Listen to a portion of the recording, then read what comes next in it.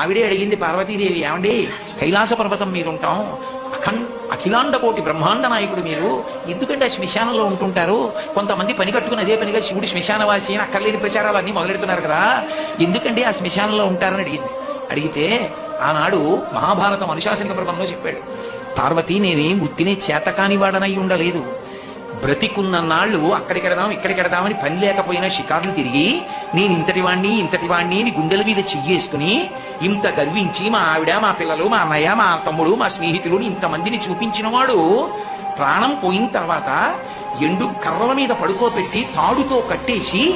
ఒంటి మీద కేవలం అత్యంత చవకబారు వస్త్రం ఒకటి పెట్టి పాడి మీదకి తీసుకెళ్లేటప్పుడు ఆ బట్ట కూడా తీసేసి కట్టెల మీద పడుకోబెట్టి ఇంధనం పోసి కర్త వచ్చి అగ్నిహోత్రం వెలిగిస్తే